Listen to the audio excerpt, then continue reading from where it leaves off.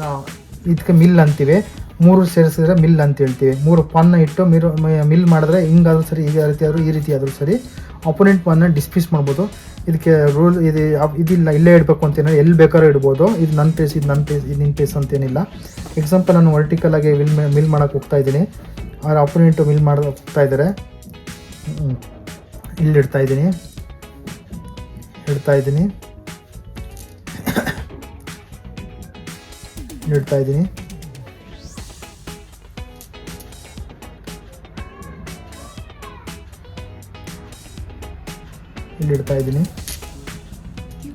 ನೋಡಿ. ಈಗ ನೆಕ್ಸ್ಟ್ ನಾನು ಇಲ್ಲಾಂದರೆ ಬೇರೆ ಕಡೆ ಇಟ್ಟರೆ ಅವ್ರು ಮಿಲ್ ಮಾಡೋ ಚಾನ್ಸಸ್ ಜಾಸ್ತಿ ಇದೆ ಅಂತ ನಾನು ಬ್ಲಾಕ್ ಮಾಡ್ತಾ ಇದ್ದೀನಿ. ಬ್ಲಾಕ್ ಕೂಡ ಮಾಡ್ಬೋದು ನೋಡಿ. ಬ್ಲಾಕ್ ಮಾಡ್ತಾ ಇದ್ದೀನಿ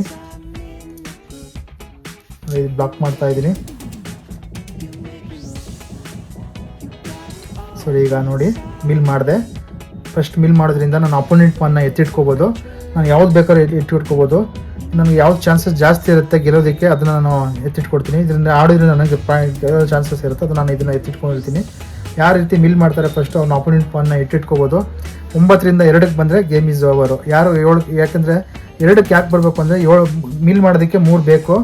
9 ಗೆಲ್ಲೋ ಅವಶ್ಯಕತೆ ಇಲ್ಲ. 7 ಯಾರು ಗೆಲ್ತಾರೆ 7 ಕಾಯಿನ್ನ ಅವರೇ ವಿನ್ನರ್ ಆಗ್ತಾರೆ ನೋಡಿ. ಈಗ ಅಪೋನೆಂಟ್ ಮಾನ್ನ ಯಾವ ರೀತಿ ಕಟ್ ಆಗ್ತಿದ್ದೀನಿ ಅಂದ್ರೆ, ಅಪೋನೆಂಟ್ ಮಾನ್ನ ಮೂವ್ ಮಾಡ್ತಾ ಇದ್ದಾರೆ ನೋಡಿ. ನಾನು ಈ ರೀತಿ ಇದು ಮಾಡ್ತಾ ಇದ್ದೀನಿ.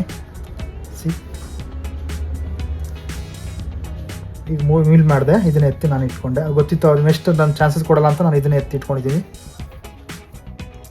ನೋಡಿ. ತಿರ್ಗಿ ಇಲ್ಲಿ ಬಂದೆ ನೋಡಿ, ತಿರ್ಗಾ ಇಲ್ಲಿ ಬಂದೆ, ತಿರ್ಗಾ 4 ಆಯಿತು.